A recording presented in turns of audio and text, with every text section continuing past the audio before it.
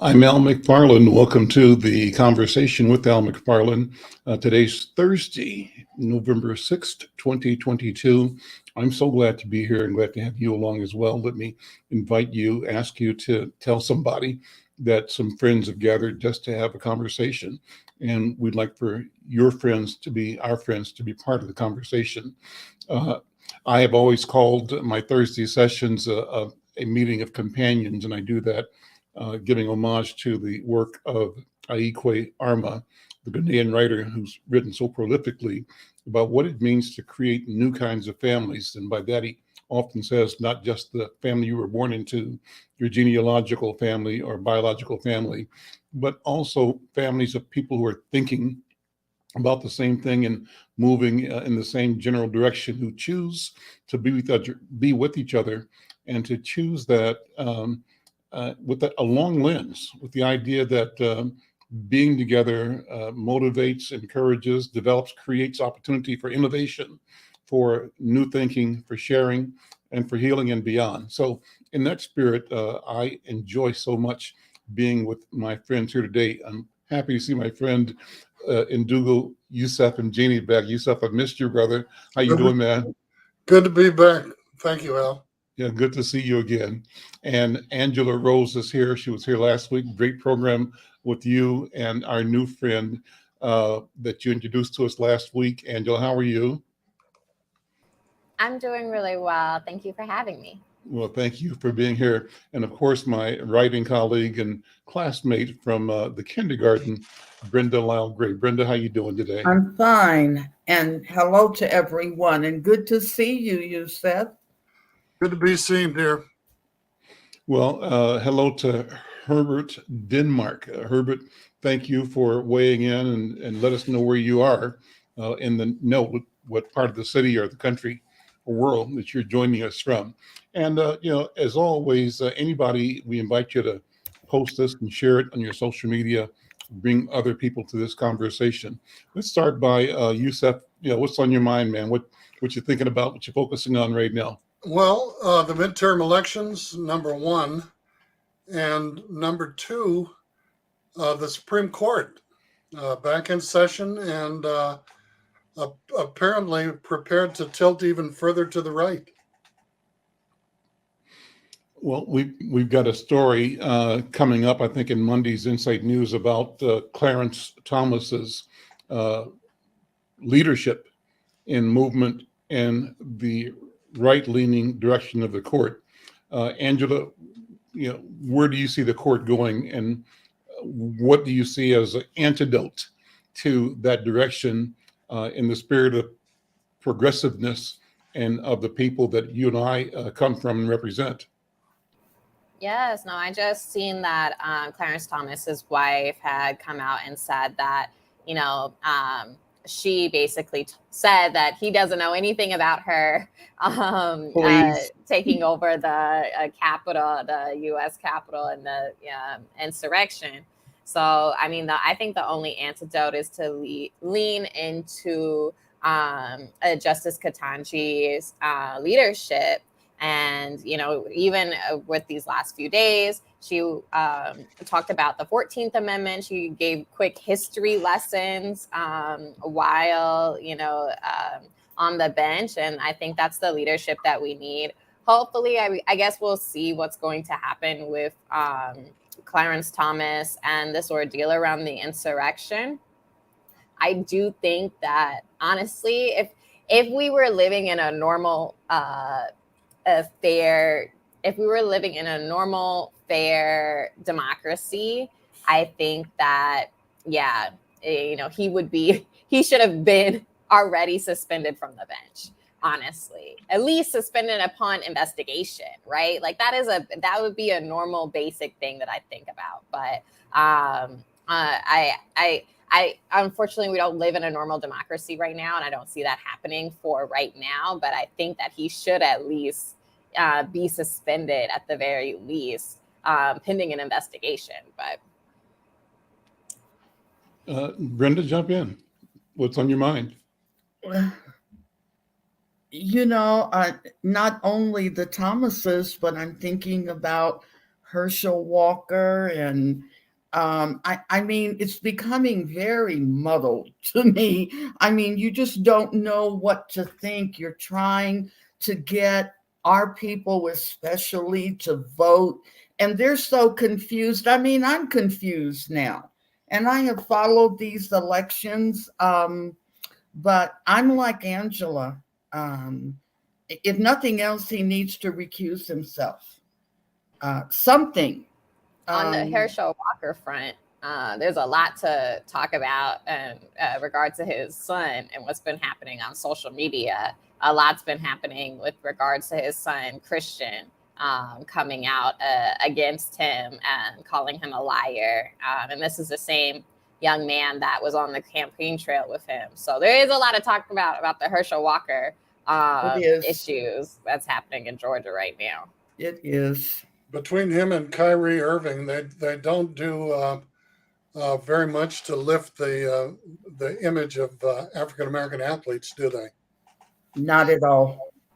Well, there's some discussion whether Herschel has CTE or not, right? And I'm not a doctor, so I can't ever diagnose someone with such a serious, illness. But that is something that some folks have brought to the attention that could explain his erratic behavior, his,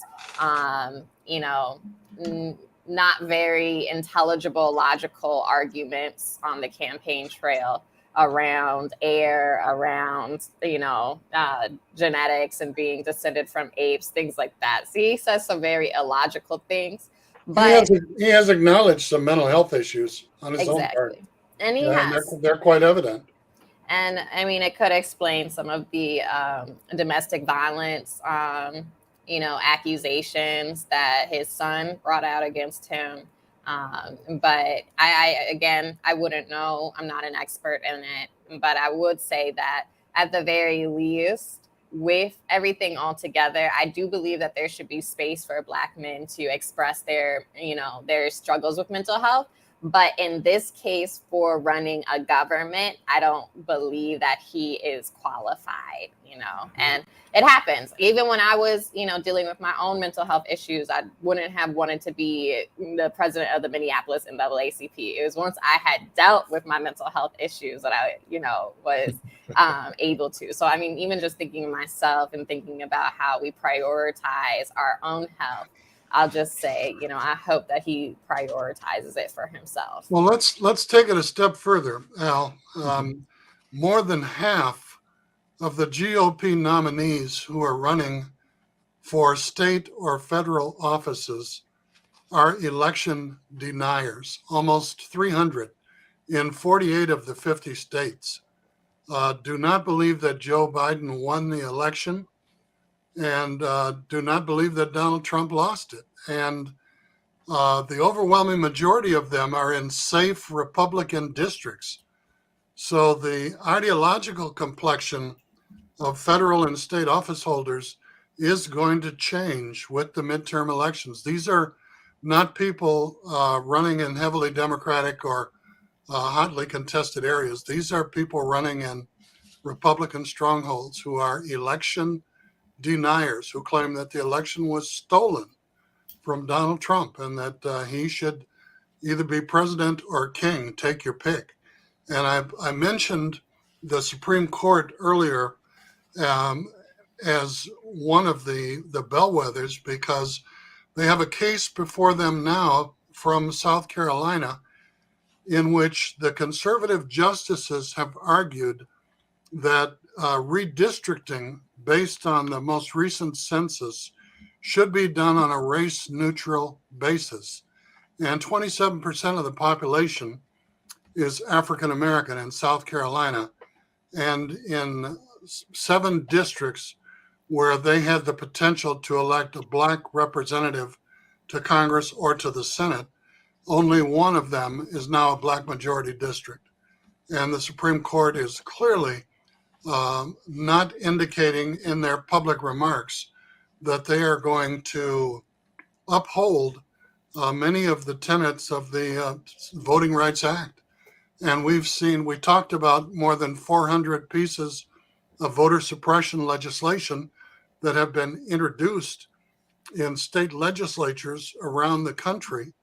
And the news after the overturn of Roe versus Wade favored Democratic endorsed candidates heavily.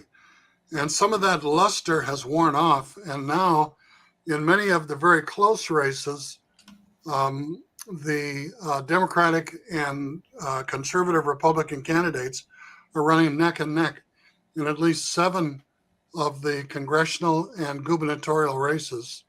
And there is a possibility, I don't want to weigh how heavy or how slight it is, that the Republicans could take control of the House.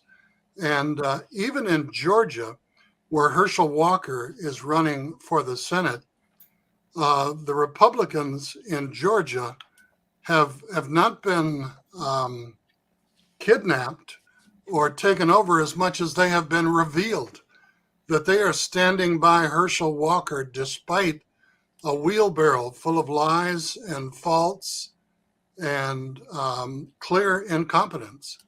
So it is going to be critical. There are 3 ways that people can vote in most states. In Minnesota, you can go online to the Secretary of State's office, or you can call your local election bureau in your county and receive a mail-in ballot at your home. Number 1, you can mail that in prior to the election. Number 2, there are early voting centers open throughout the metropolitan area here in the Twin Cities, where people today, if they wish, can go and vote and get a midterm November 5th, November 8th ballot and cast their vote in October. Number 3, you can wait until election day and get in line if you go during rush hour or the beginning or end of work and cast your vote on election day. But with 3 real clear opportunities to vote early or on election day, it is going to be critical that we have a solid turnout of decent human beings and people who care about democracy and fairness in our country. So let me bring 2 more voices into the conversation, Yusef. Jonathan Palmer is here. Jonathan, always good to see you. Thank you for being here. But I want to introduce all of us to a new friend and leader in community, Asmira Hamuri Davis. And she'll correct me if I'm not pronouncing the name properly, but so good to see you. She's written a couple of articles for Insight News. She is African American and Palestinian American from Hawaii. And she's a performing poet, an MC. She goes under the moniker of Asmira Rhymes and the Poet Theorist. She leads community partnerships at Harvard Radcliffe Institute. She advises first-year students on their transition into college at the Harvard Dean of Students Office. She's a co-founding member of the Keepers Hip Hop Collective, and she produces and hosts a podcast called Break the Boxes, stories that teach about wisdom from across faith, traditions, and generations. There's more. But I'll stop there and say good afternoon, Asmira. Welcome. Good to see you. welcome. I'll start with what's on your mind and respond to what you've heard so far, just so let it flow. Wow. Well, first off, thank you so much, Al, for that introduction, and greetings, everyone. It's such an honor to be with you. I want to big up and shout out Dr. Irma McClaurin, who's been a mentor, guiding kind of light for me in this work in the last 2 years. I mean, there's a lot that's on my spirit, just weighing in and hearing what Sister Angela was speaking to, and holding as well what was mentioned just around the work, the barriers that are put in place to make sure that our people do not get to the polls, stay misinformed, and quite frankly, easily get distracted from what actually matters right now. I mean, I'm thinking about the ways that, entertainment and our sort of capacity to hold or to pay attention and to focus in on the things that matter is so quickly distracted, and what that does to to socialize us as humans, to say, hey, you know what, someone else is working on that. I don't need to get out and vote, or I'm already a part of or connected to my church, and I know we got so many people that have already voted, so it's fine, right? It's a I'm a part of the institution. I know they're taking care of it. I don't got to get up. I don't got to get out there. And I think for me, I've been thinking a lot about how we are so connected to these issues internationally. I'm holding right now, the election that's happening in Brazil, and knowing that, Bolsonaro and Lula, Bolsonaro is just as bad, if not worse, than Trump, you know what I mean? He overseas. And I was actually leaving Brazil after 10 months of living there when Lula was imprisoned. And for those who may not be familiar, President Lula has really championed affirmative action for Black folks. Folks who aren't familiar, Brazil, specifically Salvador Bahia, where I lived, houses the largest population of African descendants outside of Africa, and 80% of the population is still living, of Black folks are living under, poverty still. And so these issues are so interconnected, and I'm thinking about this because we were just in conversation with a mestre and a youth leader who uses capoeira as a vehicle of social change on our show, Break the Boxes, and talking about what can we do as a community to continue to fortify our spirits, our hearts and minds, and give actionable tools for our people to hold on to, and to fortify the efforts, right? We want to hold some joy in our spirits as we march forward, so that we don't get weary and tired and just throw in the towel and we see burnout and turnover. Right now in my community, I'm holding a lot of loss and grief.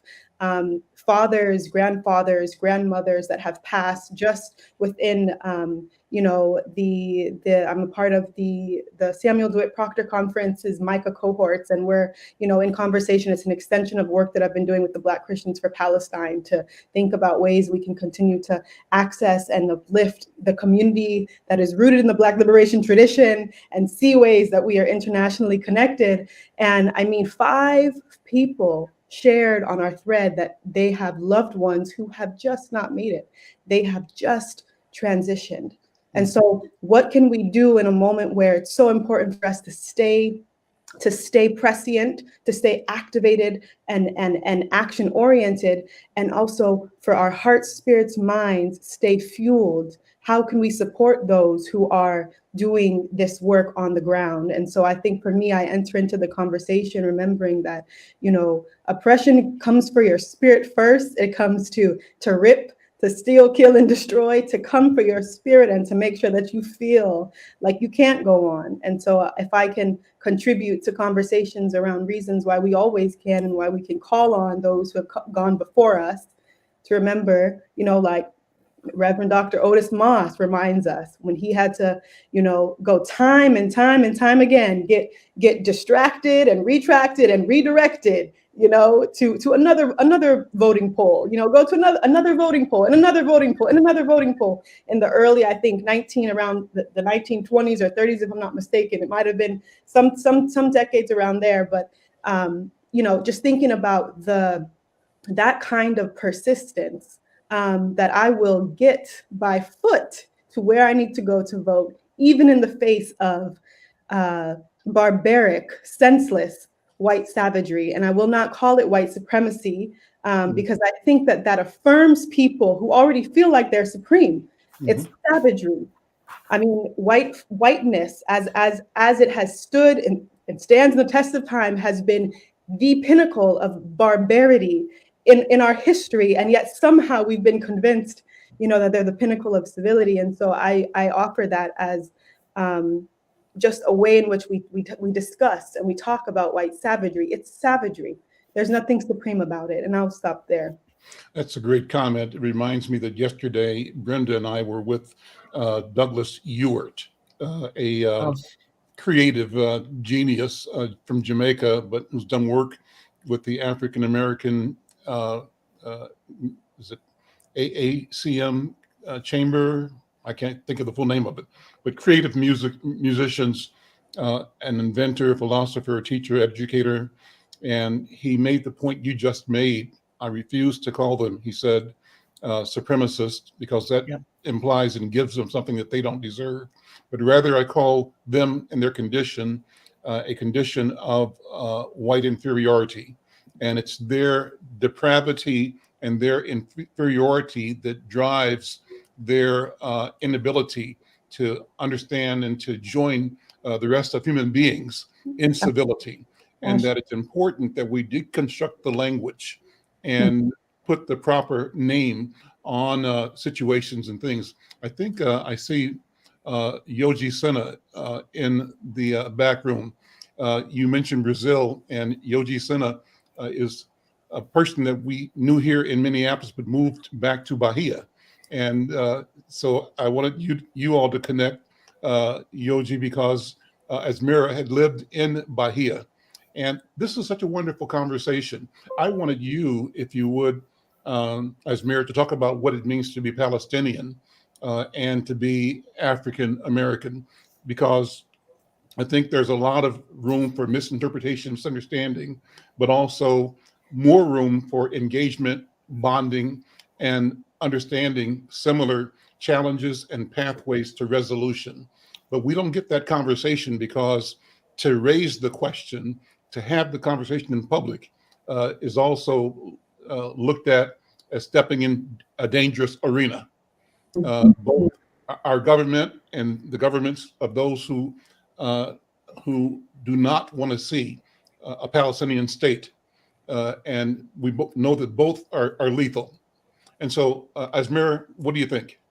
Yes, I think that, one, first and foremost, I grew up, I'm the proud daughter of an African-American father and a Palestinian-American mother. Her father, my grandfather, Marwan, immigrated from Khalil, Palestine in the late 1960s, and he came to California.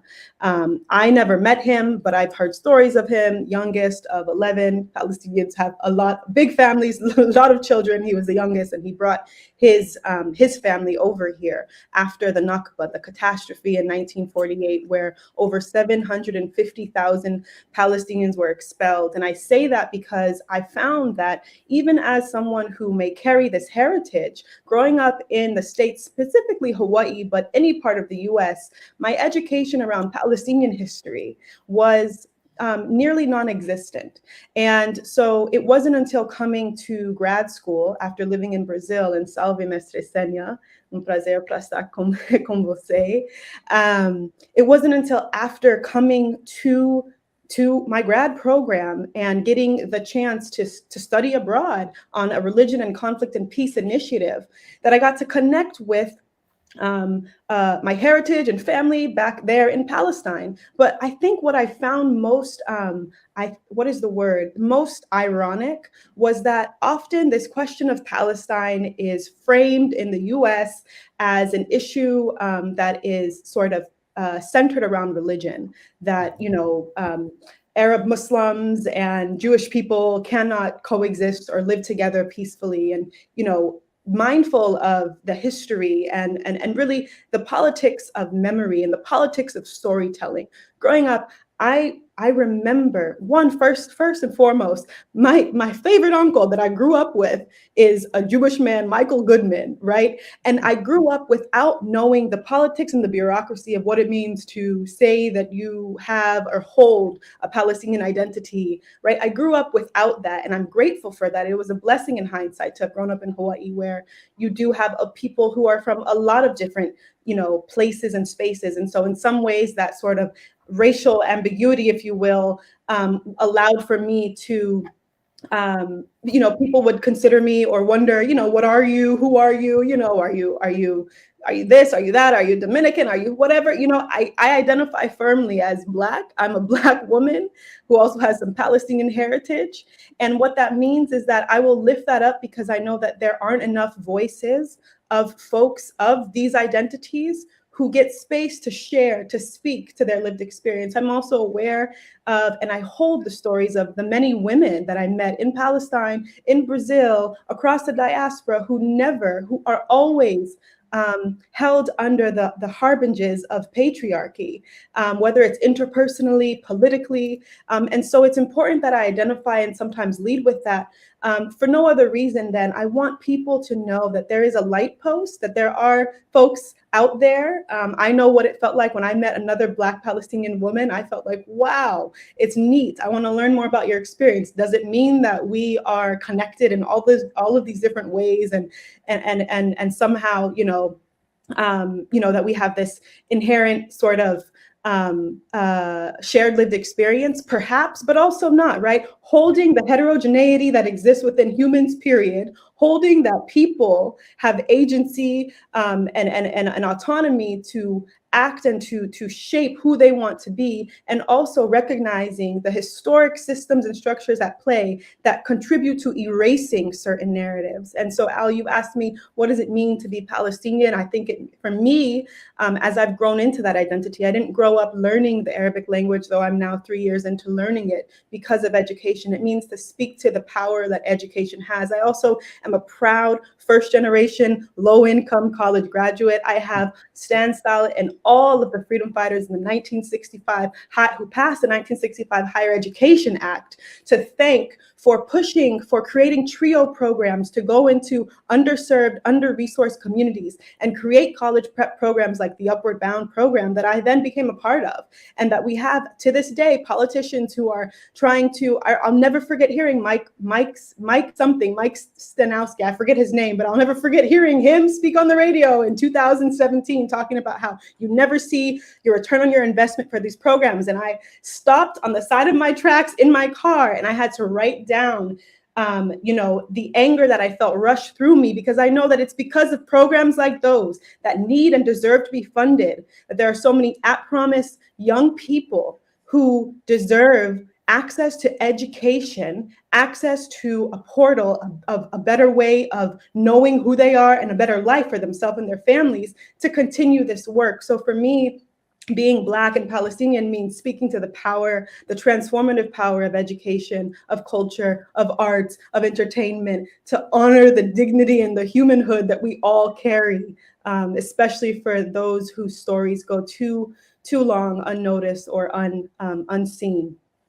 You mentioned the year or so that you spent in Bahia, and I wanted to introduce you to Mestre Yoji Sena, who is in Bahia right now. And you mentioned the elections that are coming up, and this will be a great time, Brother Yoji, for you to join the conversation and update and to meet a beautiful, dear sister, warrior, leader with us on this path. Well.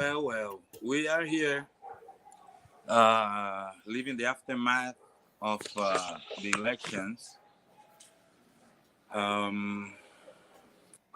We are very worried what can happen, because even though still Lula has a lot of chance of being elected, the fact is that the Congress of Brazil got a turn to the extreme right.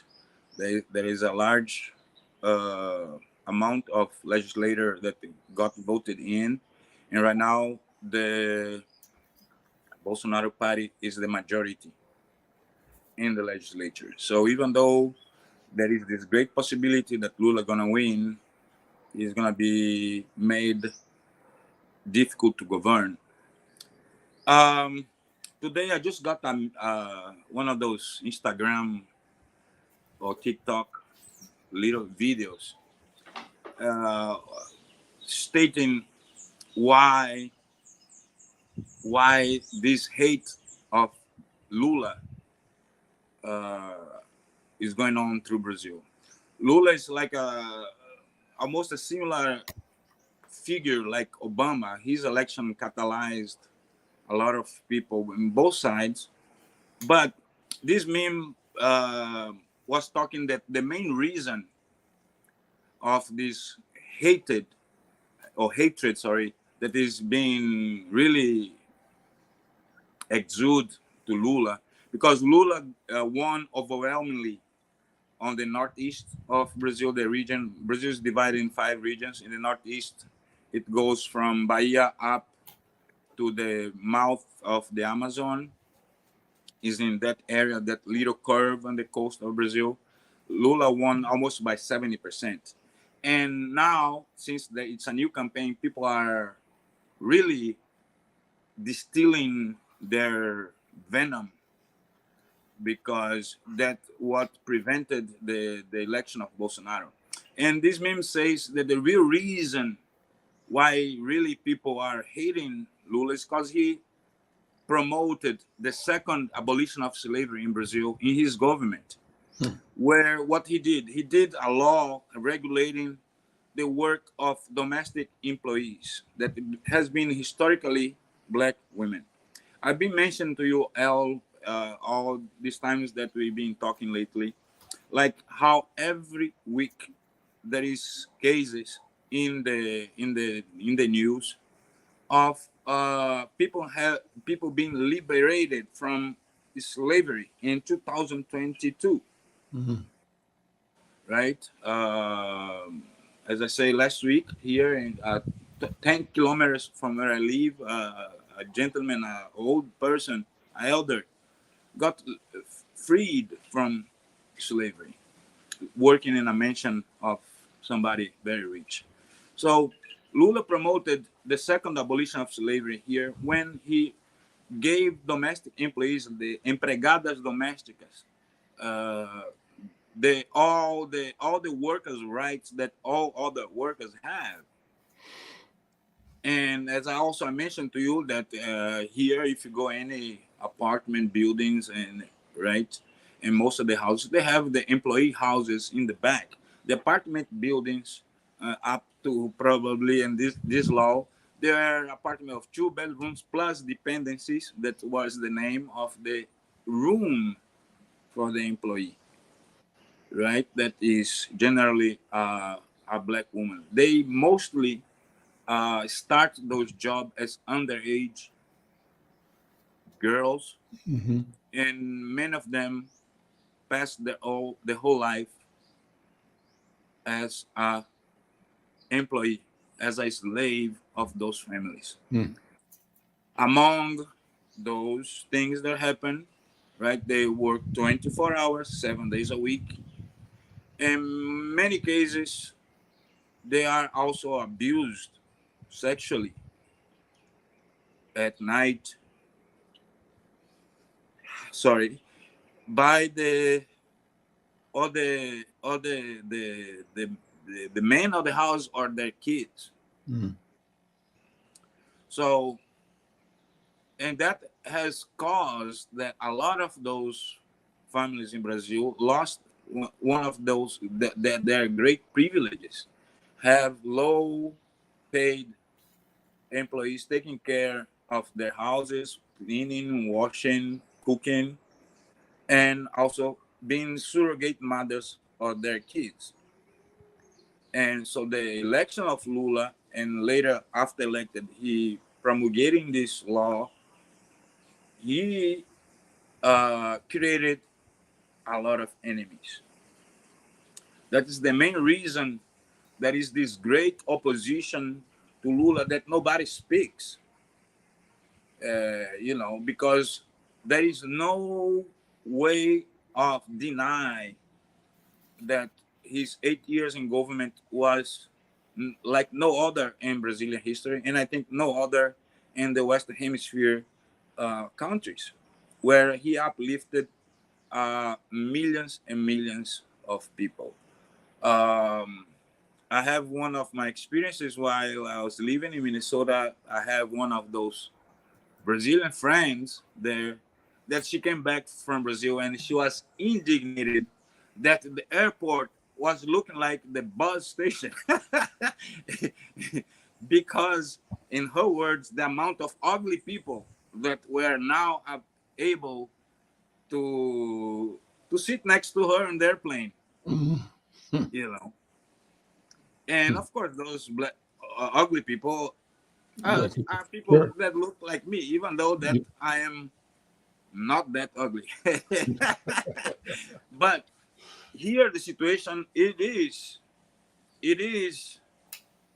very, very worried, because even though that Lula hopefully gonna win his life on the presidency is gonna be difficult. You know, there is a tendency to the retrocess, and also the one of the most interesting thing is a lot of poor and black people are voting in Bolsonaro. Mm-hmm. You know, I mentioned where I live is in a community, and I'm surrounded by Bolsonaristas, and I talk to them and I joke. It's like, you became white and rich that you're voting in Bolsonaro, and they all go to justify their allegiance to Bolsonaro in religion, Mm-hmm. or costumes, policies. So many things that Bolsonaro did, that Lula did, also us uplifting the LGBTQ plus population, Mm-hmm. the indigenous, right, the native Brazilian people, and that has upset people. So our future, it is very uncertain. I want to bring this back to both Asmira and to Angela, and I celebrate and lift them up as the future, the young people among us, and I address them with a certain amount of expectation, a sense of how they will navigate, negotiate, and change the world that we live in. But before I do that, I guess once you get to think about it, and I'm asking that out of a great respect for you and a great confidence in both the training and the intention that you bring to life every day. I want to bring our brother, Jonathan, in. Jonathan, good to see you, man. And jump in as you always do, anywhere you want to on the spectrum of conversation here. I know I think you had a successful event this past week at Hallie. Yes. Yep. We had our annual gala. Great turnouts. Great events. So very happy about that. Asmira wouldn't know what that is, so explain to her what you do. And it's a pleasure to meet you, Asmira. I run a Hallie Key Brown Community Center. It's a 93-year-old African-American social service agency that comes out of the Settlement House movement. And so it focuses in on social services and programs, but has also been the historic gathering place of the African-American community in St. Paul. And so throughout our time here, we have focused on providing programming, connection. You look at some of our historical photographs, which you can see online now. Our archivist has got a great database set up, so you can see more of the collections online, the historical photographs. But we have everything. There was sewing class, there was our food shelf, the programming that would happen over time, our early learning center, which was an FDR New Deal program. So a lot of history and culture right here within the organization. We are located in the Martin Luther King Center at Hallie Q. Brown Community Center, and we administer the service center on behalf of the city. I'm really excited because we've mentioned two of my Morehouse classmates, Otis Moss and our good Reverend who is running down in Georgia. Very excited for that race. And Asmira, everything you said about Otis is great and true and very right. And his father too is very impressive. And so what I want to touch back on the races. We were talking a little bit about the politics that's coming out and what's going on. And I think, a lot of people are supporting, the Republicans are supporting Herschel, but I don't think this thing is over. I think it is going to sink the numbers over there. And Raphael is a great person. So the ironic thing is our class, we're class of 91, has all kind of gathered around and has been, we did it in the last election, we're doing it in this election. He's got a whole class of people all across the country supporting him, doing the donations, making calls and things like that. And it's what's needed. This is by no means a drop in the bucket, but him, our Spelman sister, Stacey Abrams, is down there running for governor. And what I think we're starting to see is a lot more of the need for committed candidates who actually bring character and actually bring integrity to the races, because of just what you were talking about, Al.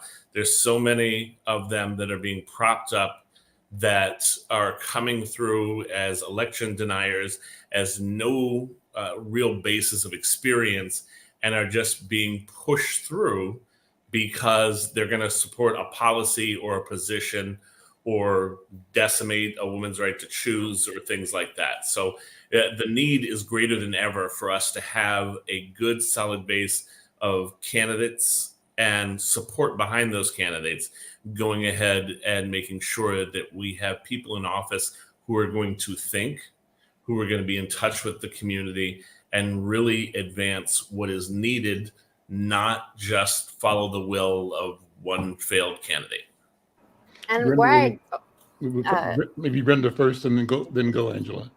No, let Angela go ahead, because my thought was on the confidentiality of the Supreme Court going in the bucket right now. So let Angela go ahead. Angela.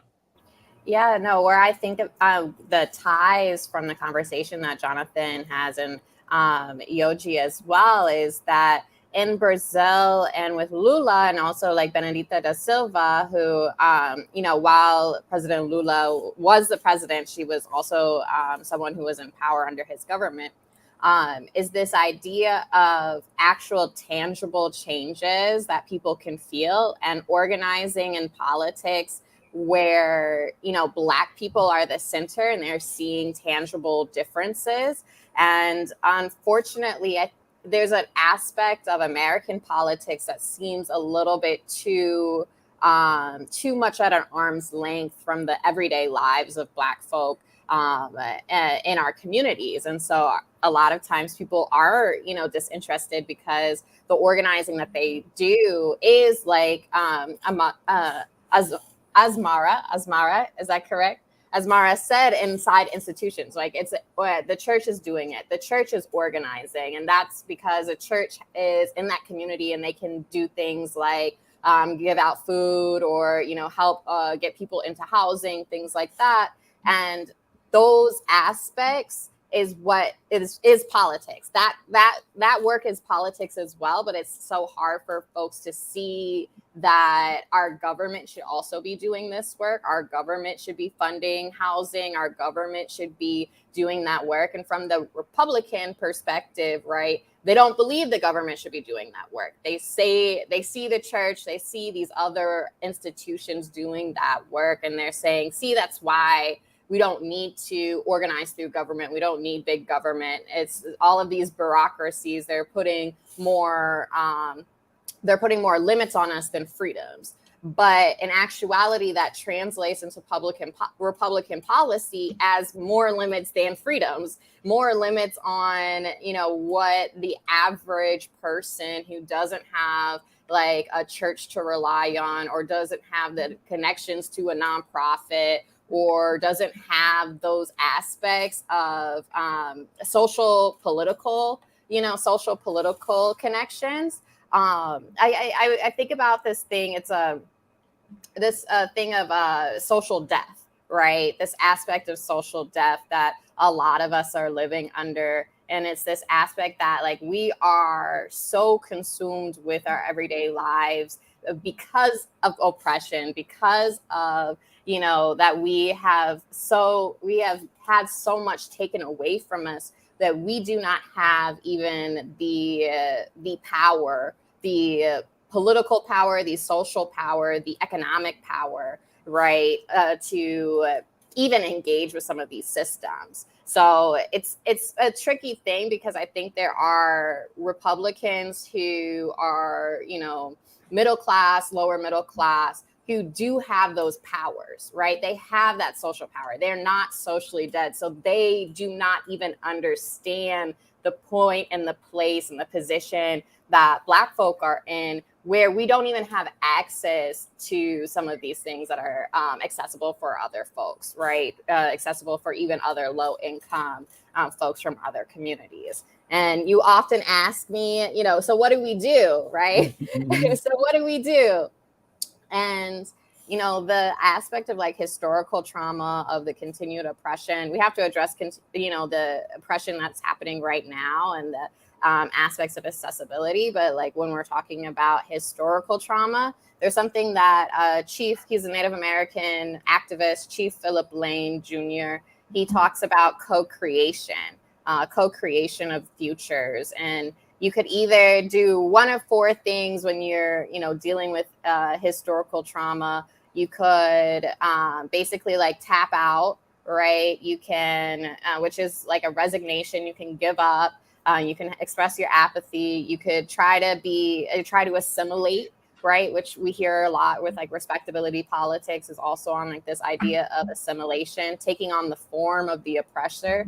You could do, you know, you could have violent conflict. And we've even seen in my own lifetime some aspects of violent conflict and adversarial politics that have happened from the ground up. But, you know, this idea of co-creating is working with a dominant culture. And I have a side comment on that, to create a new future while keeping, you know, traditional values and traditions alive. And it's tough. He's coming from a Native American perspective, right? And it's tough, I think, for a Black perspective because we've had a knowledge annihilation, right? Like our knowledge of self, our knowledge of our history has been erased and annihilated so brutally that it's hard to think about like co-creating for a future. But, you know, we have to lean into what does creating a future period look like for Black people in this country and in this world. And so that's, you know, that's the only way we can go forward is kind of figuring that aspect out.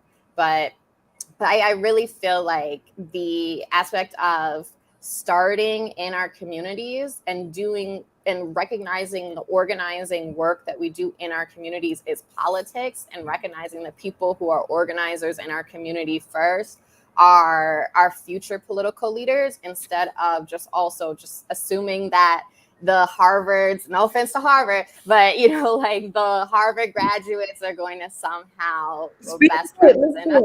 Speak to it.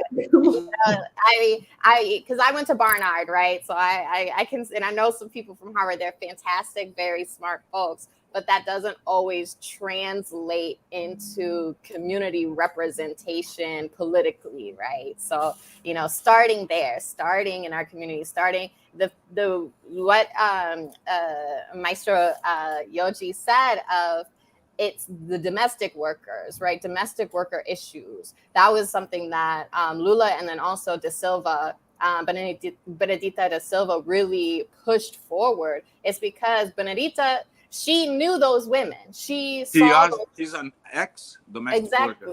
Exactly. That was her translator when she was in Minneapolis. Yes, exactly. And so it's, you know, like these are our community, like this is what our community's leadership should look like. It should look like people who come from, you know, the trenches, from the street, who organize in that type of way. And they might not always sound or look, you know, the way we want them to, but they do hold a lot of knowledge that we oftentimes put down because it doesn't sound like how the Harvard educated person, right? Doesn't sound like the quarterback from University of Georgia, right? It doesn't sound like some of these other things that we put respectability, a little bit values more on than maybe we should. So it happens though. That's where Morehouse and Spelman and Howard and all the other HBCUs come in. We're there. We're ready to go ahead and just take that up. I want to touch back on something you had said, Angela, about just the Republican and limited government. And I'm wondering if we're not at a crux point of a change, because, you know, Republican Party Black people used to be very involved in the Republican Party at the first half of the 20th century and the latter half of the 19th. And I don't... Lincoln. Yes. And I don't see the Republican Party being that limited government now that they're wading into women's right to choose, now that they're wading into religion in schools. And so you're seeing a shift where I don't think many of them realize we don't have the Jim Ramsteads or the Bob Doles or the ones who could see both sides and reach across the aisle.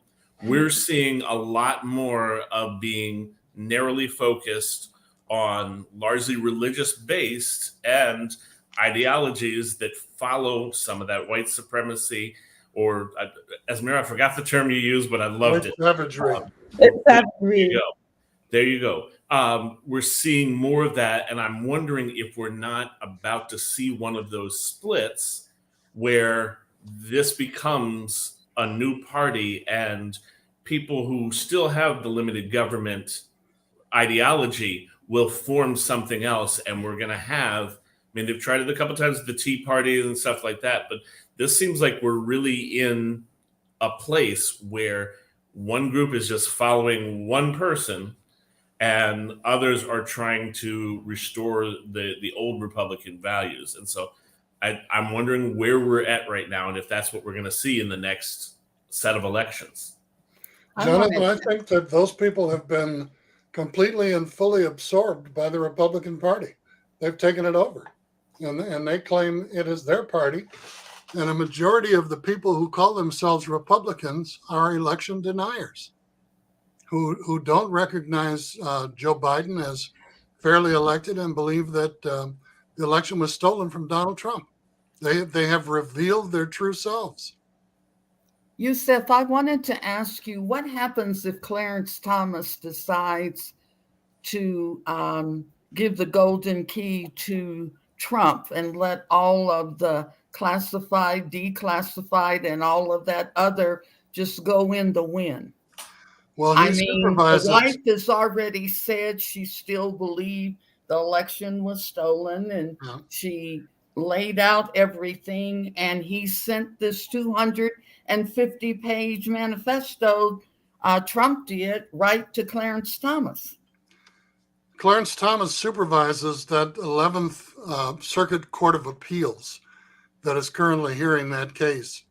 And that case could go in either direction because the judges, I think 7 of those judges are Trump appointees, but the ones who hear the case are selected at random.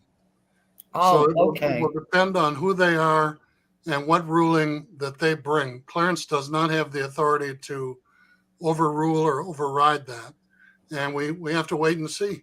The legal scholars that I've heard basically poo-poo the Trump lawyers' argument and say that it's lighter than helium, okay, in terms of having any legal foundation. So right-thinking people, not right-leaning people, don't give it much of a chance of success. But then who knows? You know, I mean, depending on who those 3 judges are and what their inclination is, it could go either way. And we didn't give Trump much of a chance for success either, but look what happened.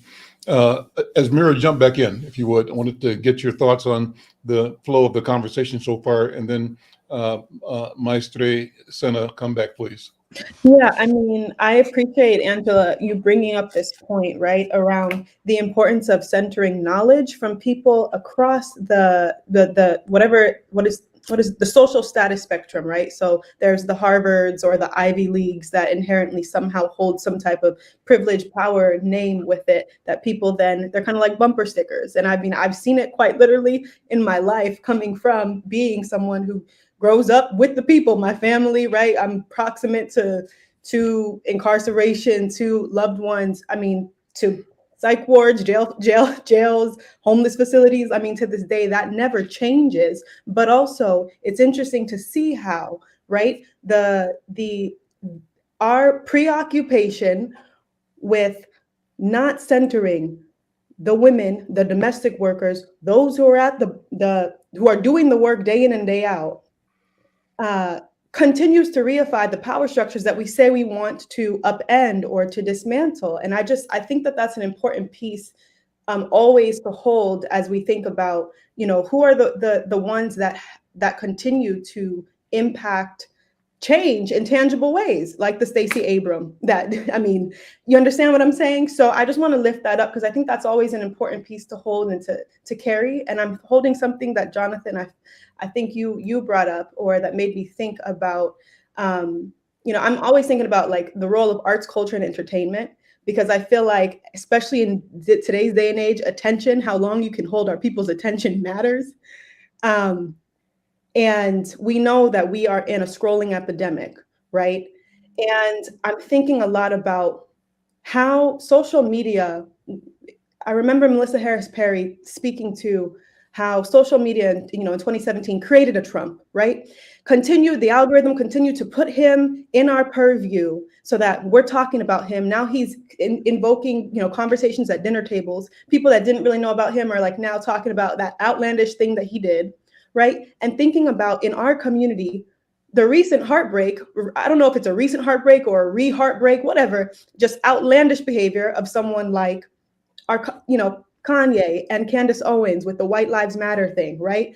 I'm holding that because I'm wondering about, there's a two-edged sword. Let's not talk about it. Let them be, but let's not put any more attention to it, right? But also I'm just gonna acknowledge it because I think that if there is a way that our organizing efforts can also coalesce with, collide, collaborate with, and I'm sure they already are and continue to collaborate with those that are creating these technologies to meet our people where we're at, and also continue to push for us to deprogram, decondition ourselves, and do the thing that we need to do. It should be a lot easier for me to go to IRS and to work on, go to their website and figure out what I got to do to submit certain forms if I have a 501c3 nonprofit. So many of our people have ideas for creating change, but there are these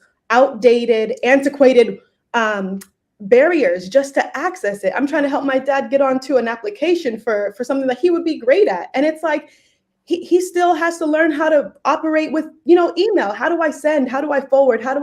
And so I think that perhaps for us as the younger generation, we also are able to tend to the ways that we are shifting our engagement and leverage who are the creators in our community who are imagining the world, like Octavia Butler, right? Did so prophetically in many ways, imagine the times that we're in.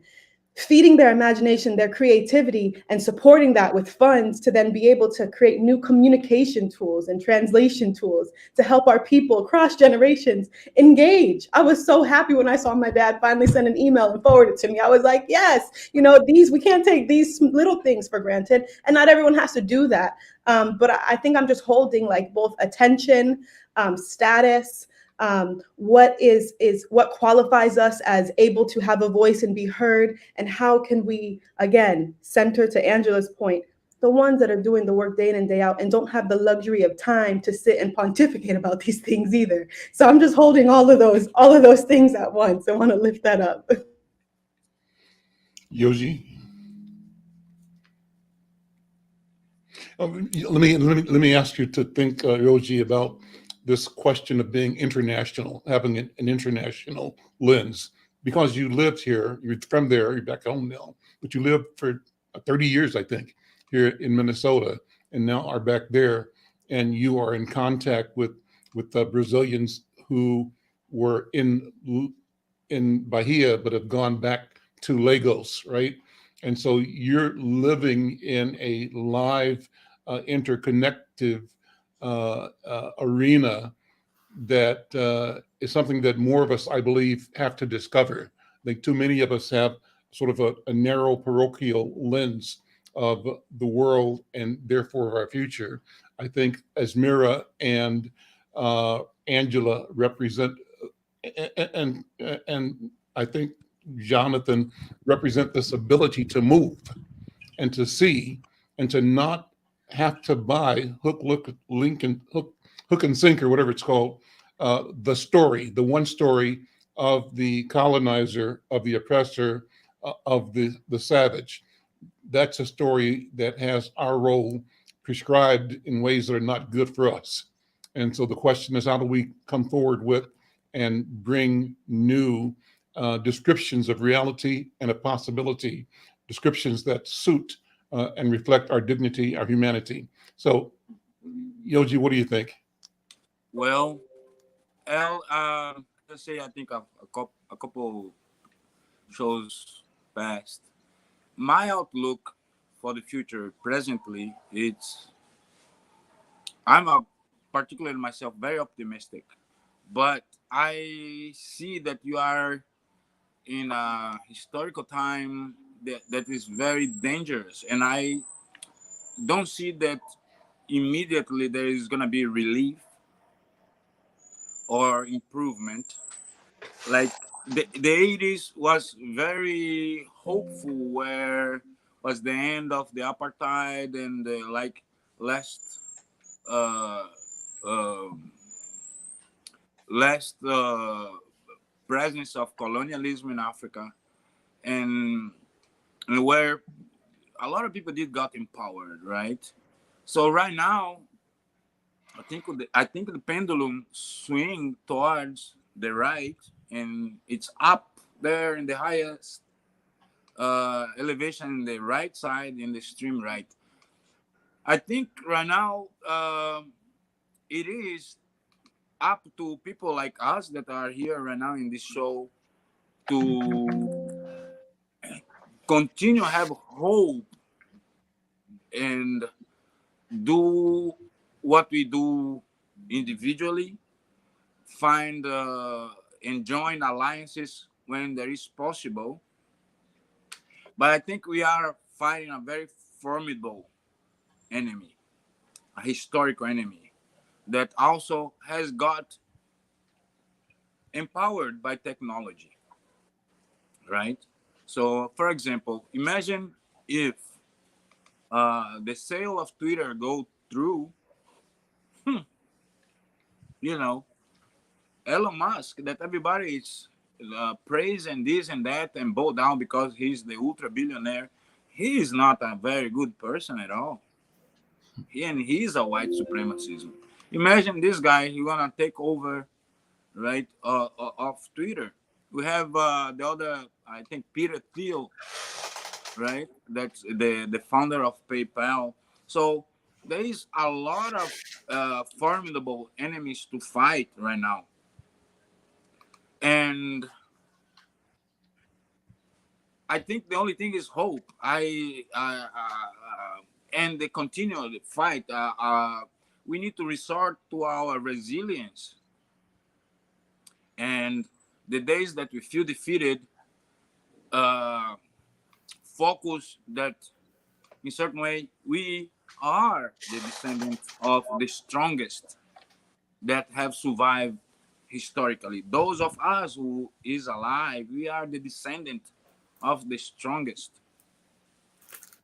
In the Americas, being South, Central, and North America, also, we need to understand that those Europeans here are the Europeans of second and third class that were discarded from Europe and came here, and you should, and they found conditions that were set to them thrive here, but they were the downtrodden of Europe that migrate, they cross the Atlantic. So to us, in certain way, it is this.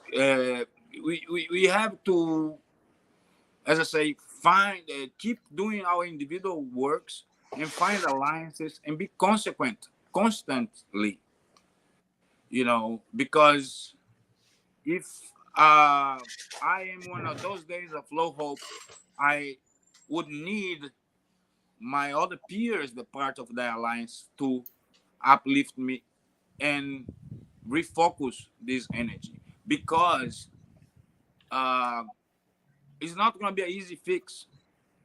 We're kind of out of time, but let's go around for a closing thought.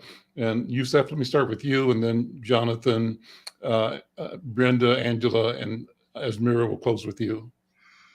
Thank you, Al. I would like to inform Asmira that I'm proud to be one of more than 1,000 activists, educators, artists, and community leaders who created a group called Blacks for Palestine.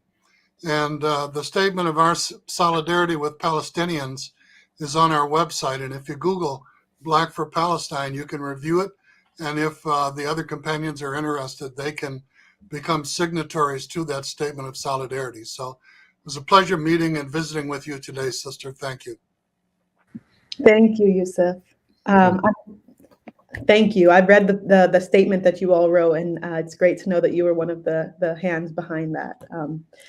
Very, very, very, very grateful to learn of that. Okay, we got you back. Brenda, go ahead. Then Jonathan. Maybe. Oh, I just wanted to say, Asmira, I just love your spirit.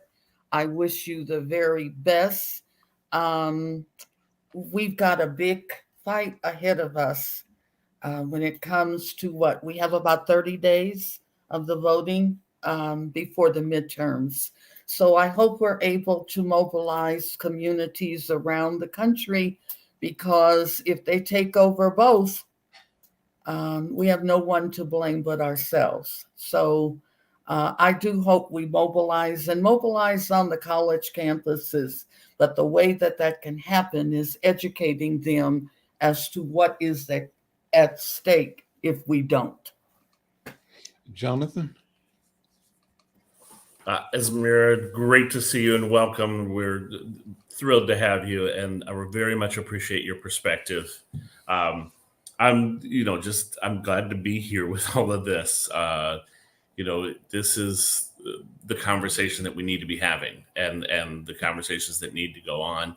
And I am thrilled to be able to touch base each week with all of you and be able to share these thoughts, be able to mix it up a little bit and talk about things. So I'm just happy that we're doing this, and this is such an important conversation that needs to be out there.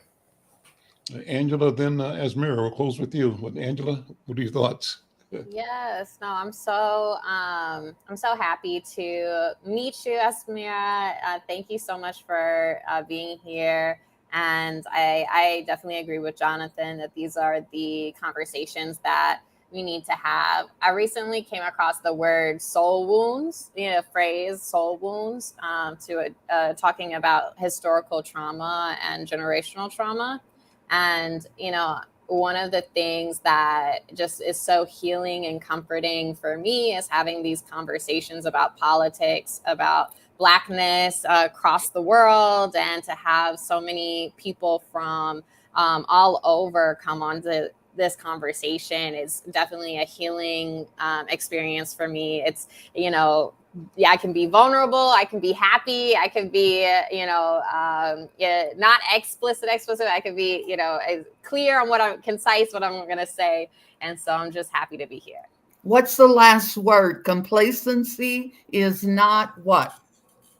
An option. This is a voting. Gotcha. This is from the voting. Rock the vote. Okay. Rock the vote. Complacency is not an option. Well, I didn't want you to leave, and I didn't have that full thing there. Yes. So go out and vote. Go out and vote. This is a voting shirt. Asmira, we're going to close with you. Final thoughts, and thank you so much for being here. This is just so cool. For me, the joy is just having a chance to talk, and over time, sometimes we might not see things the same way, but that's a good thing for us to sharpen each other and to be intentional in drawing distinctions, comparisons, and providing alternative ways of analyzing where we've been, what we've done, and where we can go. But the spirit that guides us towards each other and towards this conversation is the most important thing from my point of view. So with that, welcome again. And final thoughts for today. Oh, wow. Thank you so much for that. And Ashe, I sit in deep gratitude to have been welcomed here. And I am overwhelmed with gratitude and encouragement hearing from each of you, and especially heeding the wisdom from elders who are on this call in Mestre Sena. Would love to, I'll continue to tune in and to listen and to hear, to take that with me. And Angela, love to do the dance and continue to just, think and act, right? The praxis that Paulo Freire lifts up often and time again that I come back to. So I'm left with the words of Maya Angelou on my spirit. Leaving behind nights of terror and fear, I rise into the daybreak that's wondrously clear. I rise, bringing the gifts that my ancestors gave. I am the dream and the hope of the enslaved that are freed. And I know we're getting free together. So thank you all so much for having me. Wow. Looks like a mic drop to me. Thank you, guys. Yeah. Thank you all. Listen, we'll see you next time. Yes. And we'll send you all the link. We'll send you the link every week, Esmera, whenever you're available. Jump in, bring some friends. Let's expand this conversation. Boa tarde a todos. This is The Conversation. We'll see you next time. Take care. Bye-bye. Bye-bye.